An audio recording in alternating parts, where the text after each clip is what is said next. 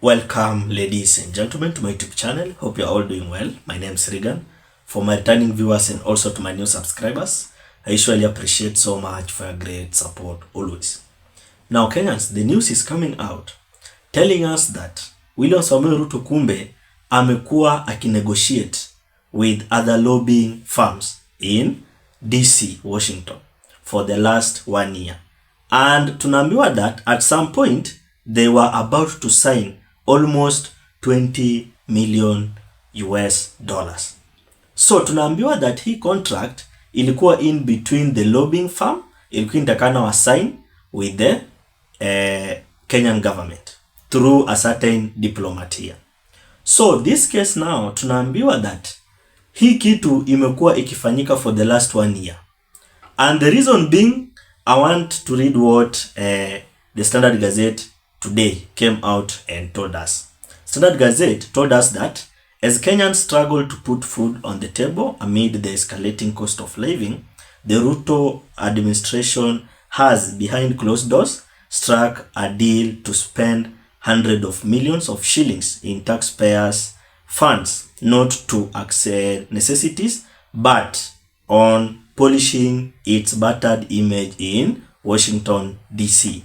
This comes just moments after a Republican senator tabled a motion before Congress to reassess Kenya's standing, citing links to Sudanese warlords and a brutal domestic record marked by abductions and killings. Now, the Ruto presidency appears intent on saving face.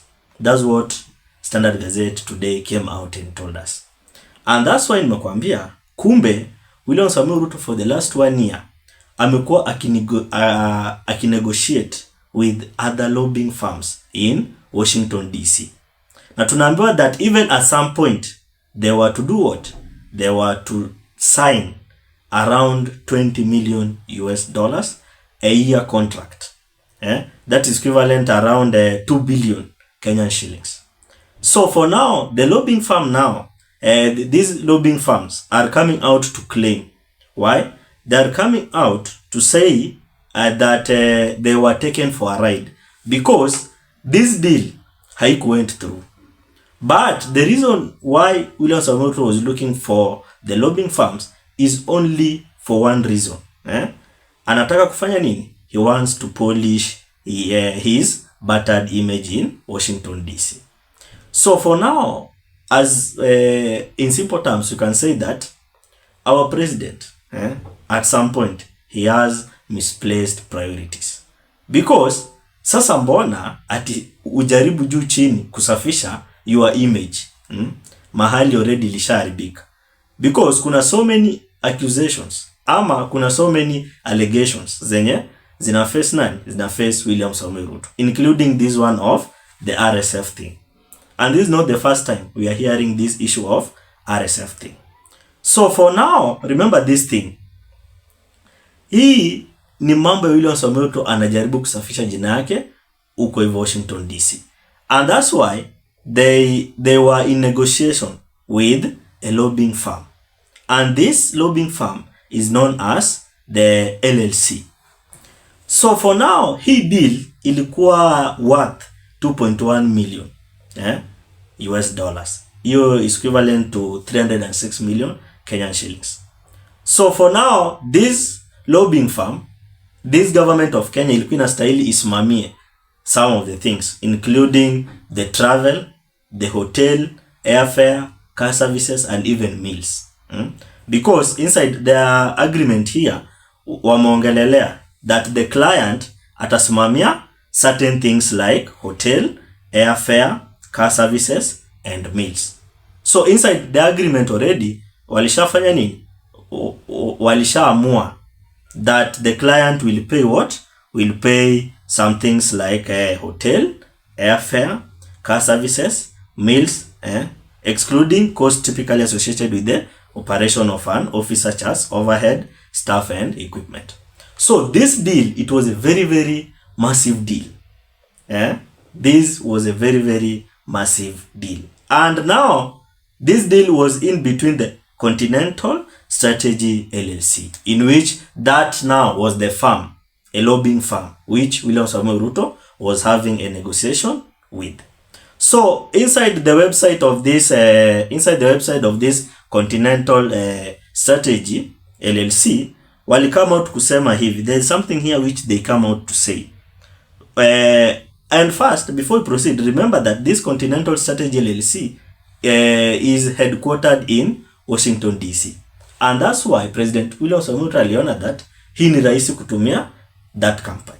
Why? Because it is headquartered in Washington DC, and it has offices across Florida and Latin America.